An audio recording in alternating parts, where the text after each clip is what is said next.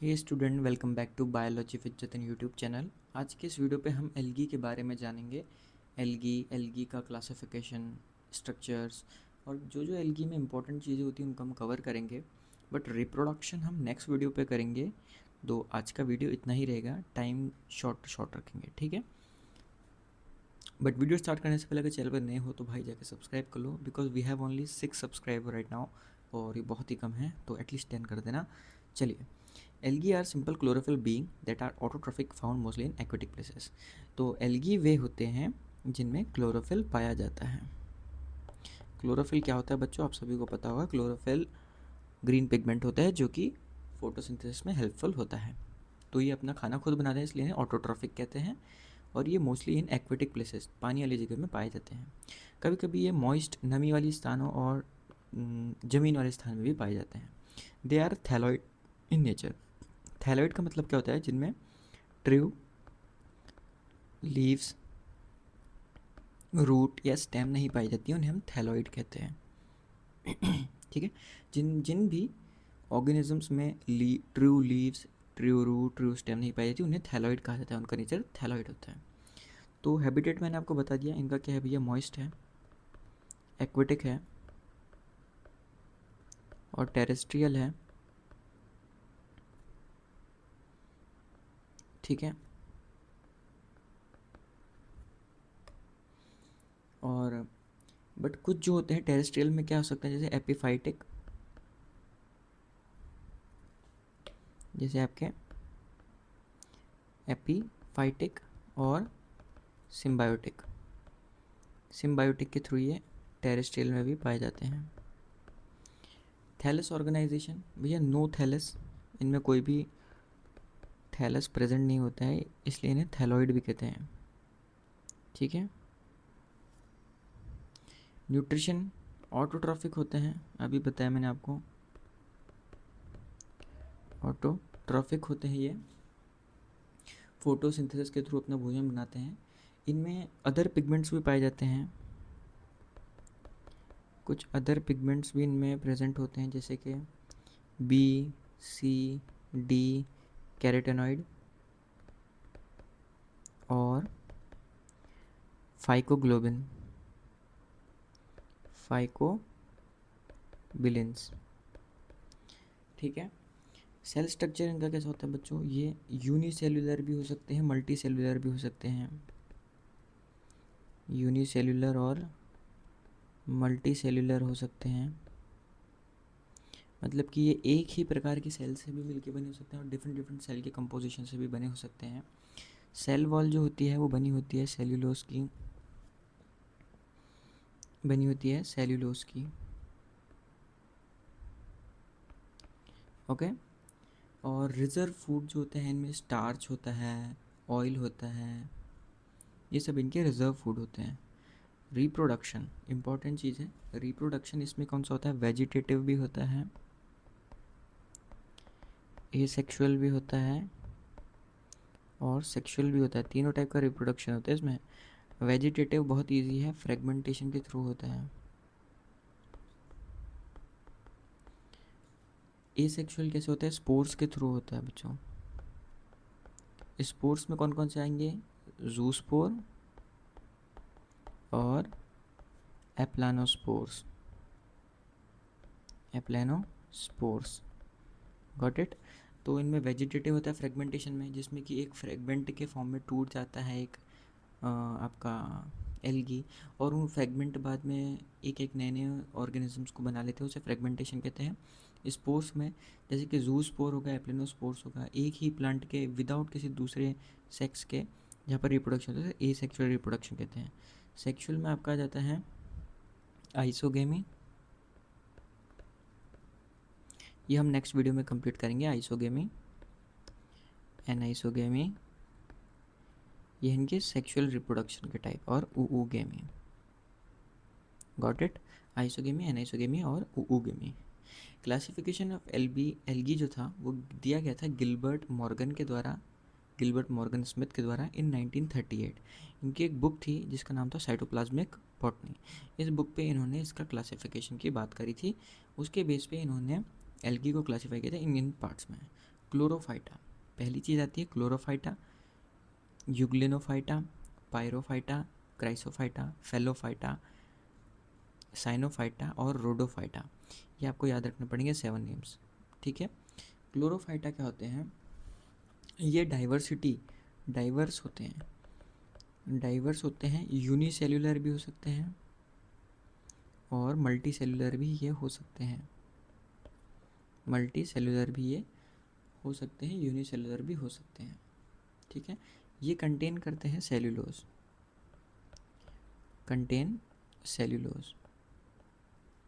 जगह कम है तो मैं थोड़ा एडजस्ट कर रहा हूँ। और ये फ्रेश वाटर में पाए जाते हैं, साथ ही इनमें क्लोरोफिल प्रेजेंट होता है,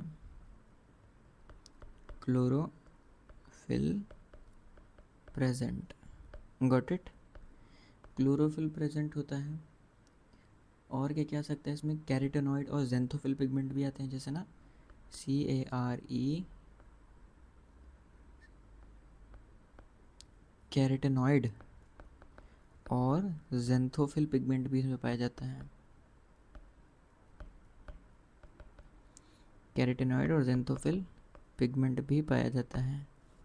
ठीक है। और तो इसमें कुछ ऐसा है नहीं। रिजर्व फूड क्या होता है इनका, ये भी याद रख लेना। रिजर्व जो ये फूड को स्टोर करते हैं वो किस फॉर्म पे स्टोर करते हैं, वो करते हैं स्टार्च के फॉर्म पे। तो समझ में आया, ठीक है। डाइवर्सिटी होती है, यूनिसेलुलर हो सकते हैं, मल्टी सेलुलर हो सकते हैं, सेल वॉल सेल्यूलोज की बनी होती है, फ्रेश वाटर में पाए जाते हैं, क्लोरोफिल प्रेजेंट होता है, कैरोटेनॉइड और ज़ेंथोफिल पिगमेंट पाए जाते हैं, रिजर्व फूड स्टार्च होता है। इतना समझ में आया, आई होप कोई दिक्कत नहीं होगी, गॉट इट। चलिए, क्लोरोफाइटा हो गया, यूग्लिनोफाइटा में पहुंचते हैं। यूग्लिनोफाइटा बच्चों यूनिसेलुलर ही होता है,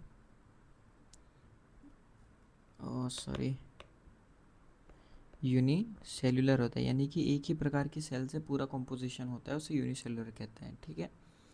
इसका जो रिजर्व फूड होता है उसको याद रख लेना। इसका रिजर्व जो फूड होता है, जिस फॉर्म में ये फूड को स्टोर करता है, उसे हम बोलते हैं पैरामाइलॉन। पैरामाइलॉन के फॉर्म में ये फूड का स्टोरेज करता है, गॉट इट। और यूनिसेलुलर होता है। इसमें एक और टेंडेंसी होती है, इसका जो सेल न्यूक्लियस होता है, सेल न्यूक्लियस जो होता है उसमें पेलिकल पाए जाते हैं। क्या पाए जाते हैं, पेलिकल प्रेजेंट। पेलिकल का क्या काम होता है बच्चों, ये हेल्प इन चेंज शेप, ये शेप को चेंज करने का काम करते हैं एल्गी में, तो इन्हें पेलिकल कहा जाता है और ये सेल के सेंटर में पाए जाते हैं। पायरोफाइट्स की तरफ चलते हैं, तीसरा है, इन्हें डाइनोफ्लैजिलेट कहा जाता है, इनका निकनेम होता है डाइनोफ्लैजिलेट। ये मराइन येलो, ग्रीन और ब्राउन पिगमेंट होते हैं। इनका रिजर्व फूड जो होता है वो होता है स्टार्च। मैं थोड़ा कम लिखूंगा बच्चों, आप समझने की कोशिश करना। रिजर्व फूड का स्टार्च होता है और ऑयल, स्टार्च और ऑयल इनका रिजर्व फूड होता है, गॉट इट। इनमें एक चीज़ और होती है, ये यूनिसेलुलर होते हैं और इनमें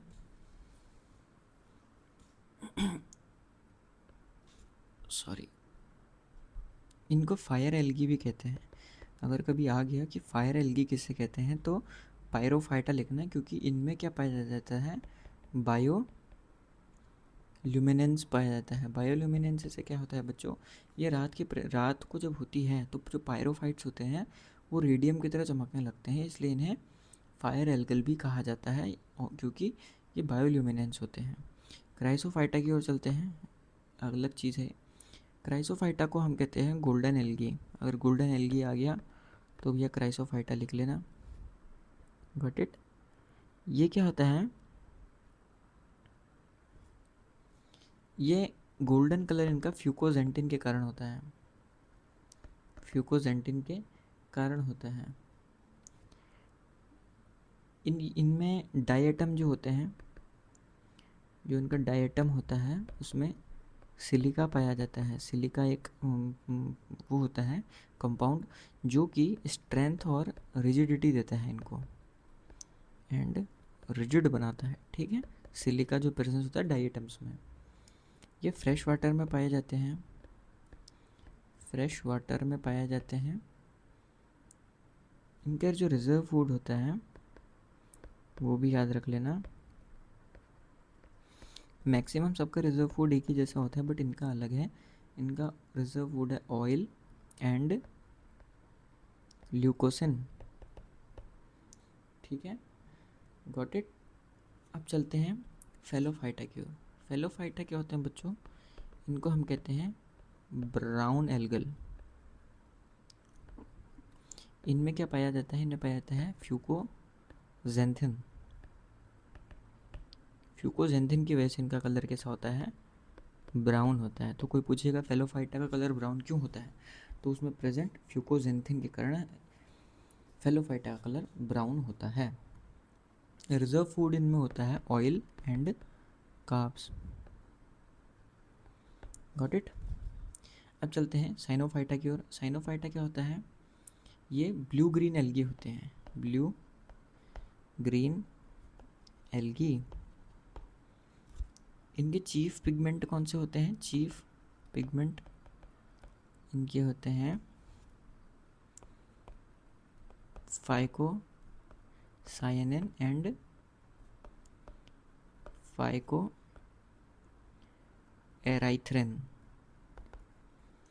फाइकोएराइथ्रिन जो होता है बच्चों, वो देने का काम करता है रेड कलर। रिजर्व फूड जो इनका होता है वो होता है starch, floridean. Got it. Last बचता है हमारा रूडोफाइट। रूडोफाइटा क्या होता है? ये रेड एल्गी होते हैं। अगर रेड एल्गी आएगा तो रूडोफाइट्स का नाम आएगा। रूडोफाइट्स होते हैं रेड एल्गी। और मैंने ऊपर ही बताया था कि रेड एल्गी जो रेड कलर होता है वो किसकी वजह से आता है? फाइकोएराइथ्रिन। तो इसी की वजह से रेड कलर आएगा। Got it. इनका जो रिजर्व फूड मटेरियल होता है वो क्या होता है? रिजर्व फूड मटेरियल क्या होता है इनका, वो भी देख लेते हैं। इनका रिजर्व फूड मटेरियल होता है फ्लोरिडिन और स्टार्च। ठीक है, तो ये हमने पूरा पढ़ा इसका क्लासिफिकेशन के बारे में, और ये क्लासिफिकेशन दिया था गिलबर्ट मॉर्गन ने। ठीक है बच्चों, चलो अभी ये टॉपिक ख़त्म नहीं हुआ है। अभी algae classification based on vegetative structure पे आएगा। चलिए उसको पढ़ते हैं। तो यूनिसेलुलर एल्गी क्या होती है? वो एल्गी होती है जो कि सिर्फ एक ही प्रकार के सेल्स से मिलकर बनी होती है, उसे हम यूनिसेलुलर एल्गी कहते हैं। यूनिसेलुलर एल्गी में दो टाइप की आ सकती हैं। एक आ सकती है मोटाइल, एक आ सकती है नॉन मोटाइल। मोटाइल का मतलब होता है जो कि चल सकते हैं, जिनमें फ्लैजिला होता है, जो कि स्विम कर सकते हैं या एयर के थ्रू, विंग्स के थ्रू उड़ सकते हैं। मोटाइल या नॉन मोटाइल इनको कहते हैं। मोटाइल का मतलब जो चलने वाले, नॉन मोटाइल मतलब जो नहीं चल सकते। तो मोटाइल यूनिसेलुलर एल्गी होती है आपकी, जैसे कि क्लेमाइडोमोनास। क्लेमाइडोमोनास ये आपकी यूनिसेलुलर मोटाइल एल्गी है। और यूनिसेलुलर नॉन मोटाइल एल्गी आती है chlorella. Got it. कॉलोनिकल algae. कॉलोनिकल algae वो एल्गी होती हैं जो कि कॉलोनी के फॉर्म में रहती हैं, ग्रुप में रहती हैं और एक कंडेंस फॉर्म में रहती है। ये भी दो टाइप की होती हैं, मोटाइल कॉलोनिकल और नॉन मोटाइल कॉलोनिकल। ठीक है, मोटाइल और नॉन मोटाइल कॉलोनिकल। मोटाइल कॉलोनिकल इनके एग्जांपल्स क्या क्या आएंगे? इनके एग्जांपल आएंगे हाइड्रो डिक्टियन और स्कैंडेमस। फिर आता है फिलामेंटस एल्गी। फिलामेंटस एल्गी भी होते हैं जो कि फिलामेंट्स के बने होते हैं, और ये भी दो टाइप के होते हैं। चलो उनको नीचे बताता हूँ। फिलामेंटस एल्गी होते हैं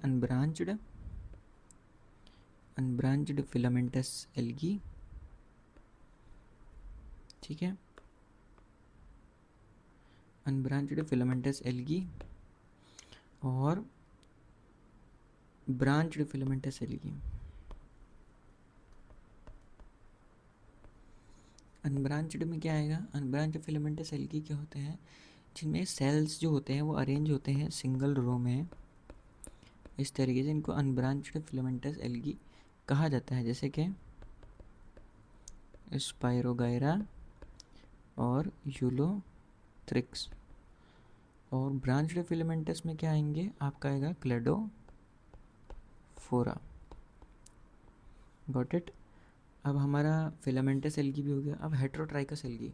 हेट्रोट्राइकस एल्गी वो होता है जिसमें थैलस जो होता है बच्चों, थैलस जो होता है वो डिफ्रेंशिएट होता है दो पार्ट्स में। थैलस डिफ्रेंशिएट होगा दो पार्ट में, एक होगा प्रोस्टेट सिस्टम और एक आएगा आपका इरेक्ट सिस्टम। प्रोस्टेट सिस्टम में क्या आता है? प्रोस्टेट सिस्टम में जो हॉरिजॉन्टल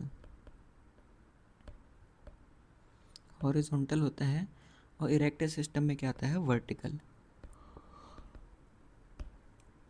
एग्जाम्पल ले लेंगे इनके, वो होंगे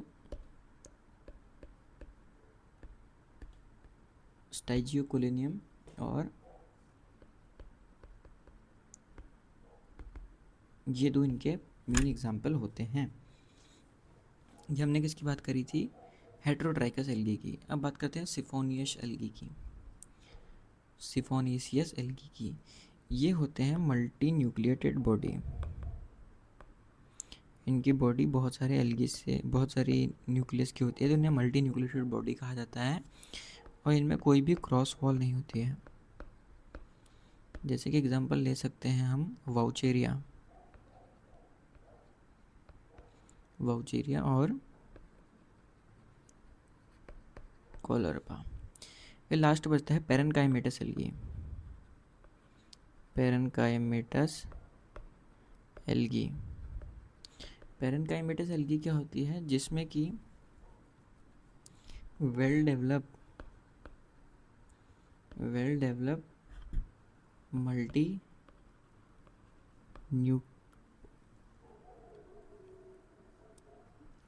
मल्टी न्यूक्लियर बॉडी होती है, बॉडी टिश्यू होते हैं, ठीक है, जैसे कि वाइवा, सरगसम,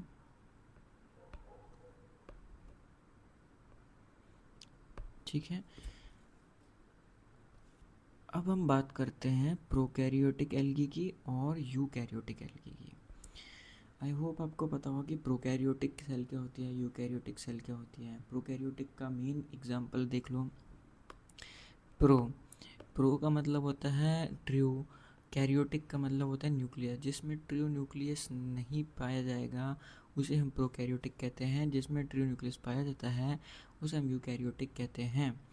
प्रोकैरियोटिक में बच्चों जो न्यूक्लियस होता है वो इस तरीके से एम्बेडेड रहता है साइटोप्लाज्म में। ये साइटोप्लाज्म है लिक्विड, इसमें जो न्यूक्लियस है वो इस तरीके से रहता है और साइटोप्लाज्म के कांटेक्ट में रहता है।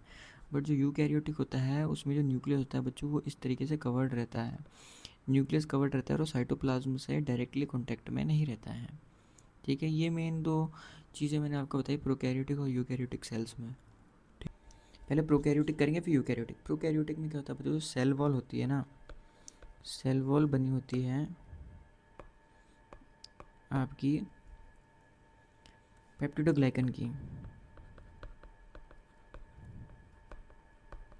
पेप्टिडोग्लाइकन की सेल वॉल होती है, ये जो काम करती है वो करती है शेप और प्रोटेक्शन का, ठीक है। तो मैंने क्या बोला? प्रोकैरियोटिक में सेल बनी थी पेप्टिडोग्लाइकन की जो कि काम करती है सेल वॉल और प्रोटेक्शन की।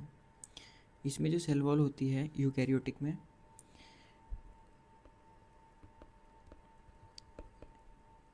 ये काम करती है मैकेनिकल सपोर्ट का,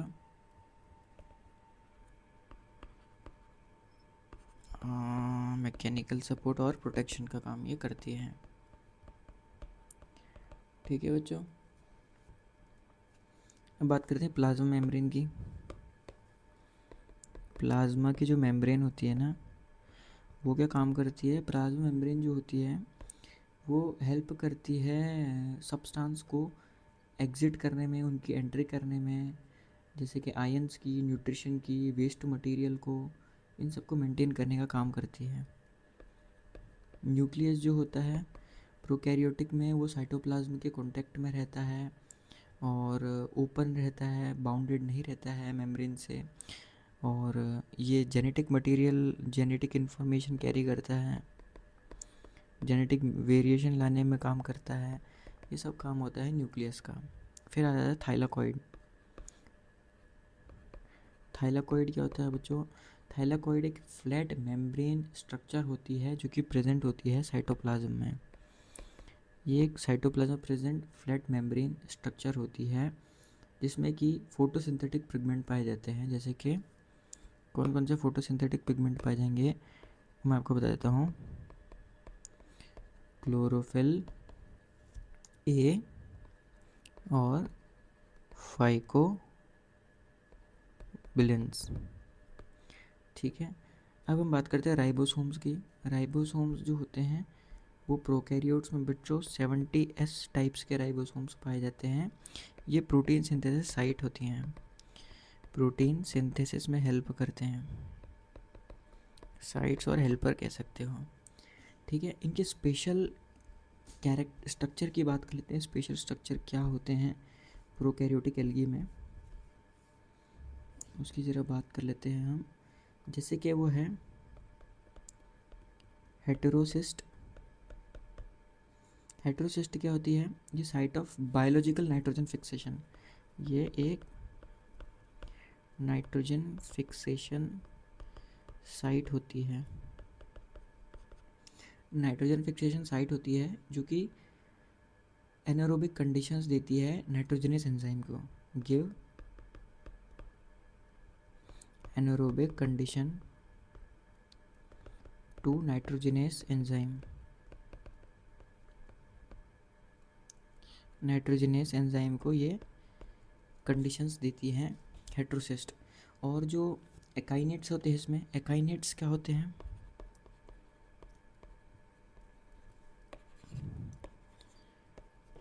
एकाइनेट्स होते थिक वॉल्ड रेस्टिंग स्पोर्स। ये रेस्टिंग स्पोर्स होते हैं जो कि बहुत मोटी वॉल के बने होते हैं और ये ऑर्गेनिजम्स को सरवाइव करने का काम करते हैं, एल्गल ऑर्गेनिजम्स को अनफेवरेबल कंडीशन में, जैसे कि पानी की कमी, बहुत धूप या बहुत ज़्यादा ह्यूमिडिटी, उन सारी कंडीशंस में सर्वाइवल का काम करते हैं। तीसरी चीज़ जो इनमें स्पेशल कैरेक्टर पाए जाते हैं वो पाए जाते हैं बच्चों गैस वैक्यूल। गैस वैक्यूल जो होते हैं वो क्या काम करते हैं? इनको पानी में तैरने के लिए हेल्प करते हैं, जिनको बुएंसी कहा जाता है। हेल्प इन बुएंसी रेगुलेशन, की पानी के ऊपर तैरती हैं एल्गी, इसलिए जो होता है गैस वैक्यूल बुएंसी का काम करते हैं। एग्जाम्पल याद करेंगे ज़रूर से हम एल्गी, प्रोकैरियोटिक एल्गी के, जो कि यहाँ आपके नॉस्टक, हाबैना और ऑस्किलोटेरिया टोरिया। ठीक है, इसको प्रोनाउंस थोड़ा सा मेरा गलत हो रहा है इसका, तो देख लेना आप। और अब हम बात करते हैं यूकैरियोटिक सेल्स की। ठीक है बच्चों, यूकैरियोटिक सेल्स में मैंने आपको बताया कि मैकेनिकल सपोर्ट और प्रोटेक्शन का काम करते हैं और सेल वॉल को बर्स्ट होने से बचाते हैं। प्लाज्मा मेम्ब्रेन जो होती है वो क्या काम करती है? सेम ही फंक्शन करती है प्रोकैरियोट्स वाला, ट्रांसपोर्टेशन ऑफ आयन का काम करती है और मेंटेन सेल बैलेंस करती है। न्यूक्लियस का क्या काम होता है? न्यूक्लियस इसमें बच्चों जेनेटिक इन्फॉर्मेशन को कैरी इसी की तरह करता है और कंट्रोल करता है सेलुलर एक्टिविटीज़ को। जेनेटिक इन्फॉर्मेशन सेव करता है क्रोमोसोम में और ये बाइंडेड रहता है आपका आउटर वॉल से और ये साइटोप्लाज्म के कांटेक्ट पे नहीं रहता है। क्लोरोप्लास्ट की बात कर लें। क्लोरोप्लास्ट क्या होता है?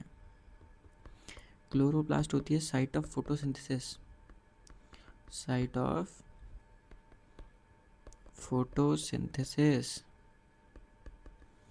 कंटेन क्लोरोफिल और एसेसरी पिगमेंट। फिर आता है mitochondria. Mitochondria is a power house of cell.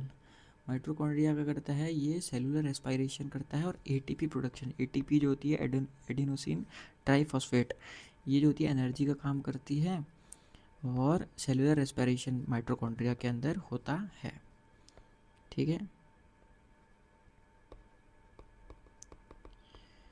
Got it बच्चों। एंडोप्लाज्मिक रेटिकुलम भी आता है आपका यूकैरियोटिक में। एंडोप्लाज्मिक रेटिकुलम, एंडोप्लाज्मिक रेटिकुलम दो टाइप का होता है, एक होता है हार्ड, एक होता है सॉफ्ट या स्मूथ, एक ही चीज़ है। और ये रफ भी कह सकते हैं इसको, रफ एंडोप्लाज्मिक रेटिकुलम या सॉफ्ट एंडोप्लाज्मिक रेटिकुलम। जो रफ एंडोप्लाज्मिक रेटिकुलम होता है ये करता है प्रोटीन सिंथेसिस और ट्रांसपोर्ट का काम। जो ये होता है ये करता है लिपिड सिंथेसिस का काम, लिपिड सिंथेसिस एंड डिटॉक्सिफिकेशन, ये काम करता है आपका सॉफ्ट एंडोप्लाज्मिक रेटिकुलम। इसमें एक गोल्जी एपरेटस भी पाया जाता है। गोल्जी एपरेटस क्या करता है, सेल वॉल बनाता है, सेल वॉल का जो मटेरियल होता है उसको बनाने का काम करता है। राइबोसोम्स प्रोटीन सिंथेसिस साइट्स होती हैं, ये 80S प्रकार की होती हैं यूकैरियोट्स में। ठीक है, तो समझ में आया, राइबोसोम्स इसमें थी 70S, इसमें थी 80S। तो इतना ही है प्रोकैरियोटिक और यूकैरियोटिक एल्गी के बारे में। अब मैंने आपको बताया ये इनके स्ट्रक्चर्स हैं, इनको भी आप बना सकते हो, एग्जामिनेशन में काफ़ी काम आएंगे। ठीक है, और मैंने आपको बता दिया है एल्गी का classification based on vegetative structure, और इनका जो मेन क्लासिफिकेशन मैंने आपको बताया गिलबर्ट मॉर्गन वाला। तो आज की वीडियो में गाइस बस इतना ही, मिलते हैं नेक्स्ट वीडियो में, तब तक के लिए टेक केयर, बाय बाय।